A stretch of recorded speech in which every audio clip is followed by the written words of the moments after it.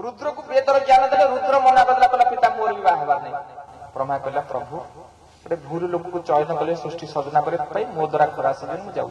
भगवान ही पारि कोशिश करने वाला का कोई हार नहीं होता, तुमको सृष्टि बढ़िया पड़े। ब्रह्मा कौन कले जा माड़ खाइब खाइब 10टी पिला को जन्म देदेले।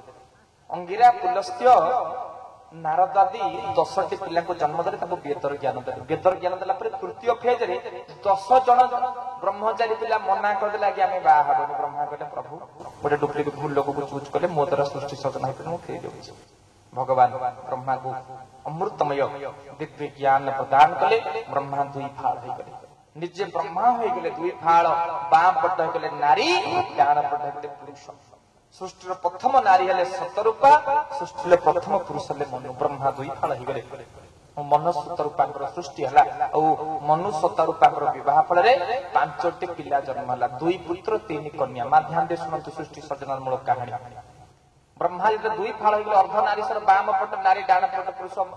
नारी प्रथम नारी हेले सतरूपा, प्रथम पुरुष हेले मनु महाराज और 2 जनकर विवाह हला। विवाह फल 5 गोटी संतान जन्म हेले। 3 कन्या आकृति प्रसूति देवहूति, 2 पुत्र उत्तानपाद प्रियव्रत। आज घटना कौन है जो मनु महाराज राजा ही राज्य शासन करुचंती ए समय तांकर गोटे अलिअली कन्या थला, तांकर नाम छै देवहूति।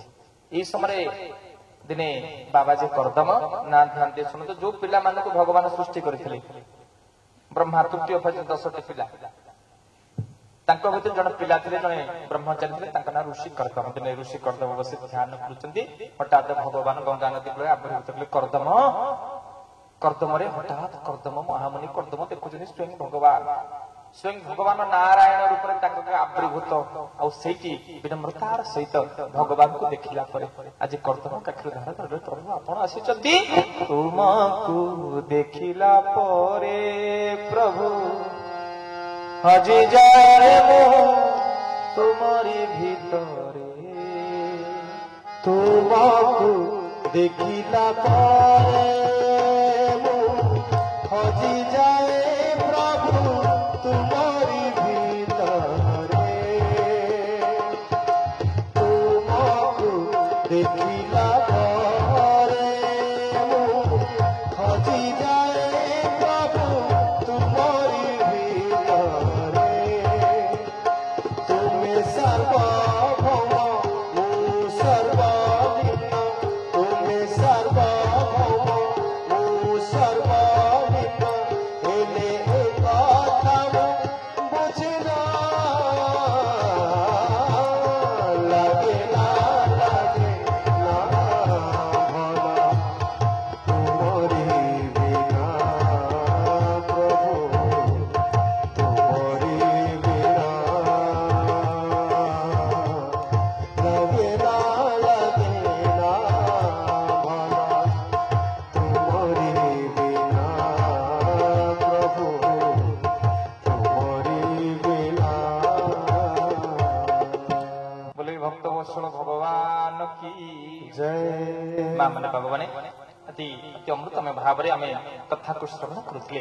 जी महामुनि कर्दम पश्चात आश्रम रे भगवान को देखिला परे, जहा को देखिला परे मनुष्य सब किछि पाइ जाय, जहा को पाइला परे मनुष्य सब किछि पाइ जाय। जे स्वयं भगवान को देखिकरी गंगा जमुना रो सागर बोलु कुछ ऋषि कर्दम को हाथ रे पचाउछत प्रभु आपण को काहे कि देखिले आश्रम रे, आपण काहे कि आसीचंती, आपण आगमन रो कारण कोन ना। हे कर्दम मो आगमन रो कारण होची तुमको विवाह करियो पड़िबो ना। प्रभु मु बाजीटा दाढ़ी बाड़ी लटपट मते के बाहा मु पण मते बाहा प्रभु के ना। हां तुमको विवाह करियो ना, मते काई विवाह करे, मते काई बाजीटा, मते काई पंकरे पुरुचंदी कहले बाबू मणिमा ना। तमे जदी गोटे भल विद्वान लोकटा सिना जदी विवाह करियो ता पई उपयुक्त संतान, सब ज्ञानी जदी विवाह करिवे, सब विद्वान जदी विवाह करिवे ताले उत्तम संतान जन्म केमति हो, ठीक ना नहीं?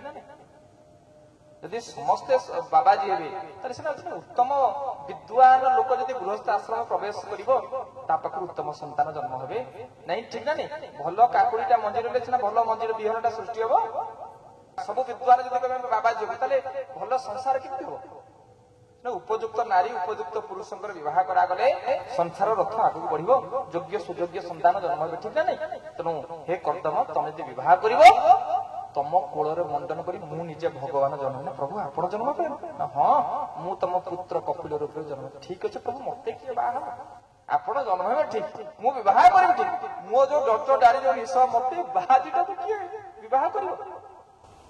ନା ତମକୁ ଜଣେ ଭଲ ପାଉଛି ନା ପ୍ରଭୁ ମତେ ନା ହଁ ମୁଁ ତ ମଠରୁ କୋଉଦିନ ବାହାରକୁ ଗଲିନି, ମତେ ତ କେହି ଝିଅ ପିଲା ଦେଖିଲେନି, ତାହେଲେ ମତେ କିଏ ବିବାହ କରିବ? ନାହିଁ ତମକୁ ମନୁ ମହାରାଜାଙ୍କର ଯେ ସାନ କନ୍ୟା ଅଲ୍ୟଳୀ କନ୍ୟା ଦେବହୂତି ଅଛନ୍ତି ସିଏ ତମକୁ ମନେ ମନେ ସ୍ଥିର କରିଛନ୍ତି ବର ରୂପରେ। ନା ପ୍ରଭୁ କେମିତି କଣ? ନା ଦେବର୍ଷି ନାରଦ ଦିନେ ମନୁ ମହାରାଜଙ୍କ ମାନେ ରାଜପ୍ରସାଦକୁ ଯାଇଥିଲେ, ତାଙ୍କ କନ୍ୟା ପଚାରି ହେ ଦେବର୍ଷି ନାରଦ ଆପଣ ତ ଚାରିଆଡେ ବୁଲୁଛନ୍ତି, ଆପଣ କହିପାରିବେ କି ମୋ ପାଇଁ ଯୋଗ୍ୟ ବର କିଏ, କାହାକୁ ବାହା ହେଲେ ମୁଁ ଭଗବାନଙ୍କୁ ପାଇପାରିବି? ଏଇ ସମୟରେ ଦେବର୍ଷି ନାରଦ କହିଲେ ଗୋଟିଏ ସୁନ୍ଦରିଆ ବାବାଜୀ ରହୁଛନ୍ତି ଗଙ୍ଗା ନଦୀ କୂଳରେ, ତାଙ୍କ ନାଁ ଋଷି କରଦମ, ଯଦି ତମେ ତାଙ୍କୁ ବିବାହ କରିବ ତାହେଲେ ତାଙ୍କୁ ବିବାହ କରିବା ପରେ ତମେ ନିଶ୍ଚୟ ଭଗବତ ପ୍ରାପ୍ତିର ଯୋଗ ତମ ଭାଗ୍ୟରେ ଉପସ୍ଥିତ ହବ। ଏ କଥା ଶ୍ରବଣ କରି ଆଜି ମହାରାଜ ମନୁଙ୍କର କନ୍ୟା ଦେବହୂତି ତମକୁ ସ୍ୱାମୀ ରୂପରେ ବର୍ଣ୍ଣନ କରିସାରିଛନ୍ତି। ଆଉ ଅଳ୍ପ ଦିନ ଭିତରେ ଅମକ ତିଥିରେ ଏଇ ତିଥିରେ ନିଜେ ମନୁ ମହାରାଜ ତାଙ୍କ କନ୍ୟାକୁ ଧରି ଆସି ତମ ପାଖରେ ପହଞ୍ଚିବେ। ଆଜି ଏ କଥା କହି ଭଗବାନ କଣ କହିଲେ ନା ଏ ମନ୍ତ କହି ମୁନି ଆଗେ ଗୋବିନ୍ଦ ବିଷ୍ଣୁ ଚଳିଲେ ଶୂନ୍ୟ ମାର୍ଗେ ଗୋବିନ୍ଦ, ଏ ମନ୍ତ କହି ମୁନି ଆଗେ ଗୋବିନ୍ଦ ବିଷ୍ଣୁ ଚଳିଲେ ଶୂନ୍ୟ ମାର୍ଗେ। ବୋଲେ ଭକ୍ତ ବତ୍ସଳ ଭଗବାନ କି ଜୟ। ମା ମାନେ ଭଗବାନ ବିନମ୍ରତାର ସହିତ ଅମୃତମ ଭାବରେ ଆଜି ମା କଣ ହଉଛନ୍ତି ଏଇ କଥା ଭଗବାନ କହିକିରି ହେ ବାବାଜୀ କରଦମ ତମେ ବିବାହ କରିବ ମନୁ ମହାରାଜଙ୍କ କନ୍ୟା ଆସିଥିବା କଥା କହି ଯଦି ବିବାହ କଲ ତାହେଲେ ମୁଁ ନିଜେ ସ୍ୱୟଂ ଭଗବାନ କପିଳ ରୂପରେ ତମ ଗର୍ଭ ଭିତରେ ପ୍ରବେଶ କରିବି। ଆଜି ଭଗବାନ କହିଥିବା ଦିନ ଯୋଉ ଦିନ ସ୍ୱୟଂ ଭଗବାନ କହିଥିଲେ ସେଇଦିନ ଆଜି ନିଜେ ମଧ୍ୟ ବସାଇ ଦେବହୂତି ଗୋବିନ୍ଦ ଭୂମି ଅର୍ଜନ କରନ୍ତି ଗୋବିନ୍ଦ। ଆଜି ନିଜେ ମନୁ ମହାରାଜ ତାଙ୍କ କନ୍ୟାକୁ ଧରି ମିଳିଲେ କଦମ ଆଶ୍ରମେ ଗୋବିନ୍ଦ ବିଷ୍ଣୁର କହିଥିବା ଦିନେ ଗୋବିନ୍ଦ ବିଷ୍ଣୁର କହିଥିବା ଦିନେ। ବୋଲେ ଭକ୍ତ ବତ୍ସଳ ଭଗବାନ କି ଜୟ। ଯୋଉ ଦିନ ଭଗବାନ କହିଥିଲେ ବାବାଜୀ କରଦମକୁ ଏଇ ଦିନ ଦେବହୂତି ଆସି ପହଞ୍ଚିବ, ସେଇଦିନ ମନୁ ମହାରାଜ ନିଜ କନ୍ୟା ଦେବହୂତିକାରୀ ରଥରେ ଆସି ପହଞ୍ଚିଗଲେ ଆଶ୍ରମ ନିକଟରେ। ବାବାଜୀକୁ ତ ଆଗରୁ ଭଗବାନ କହିଦେଇଛନ୍ତି।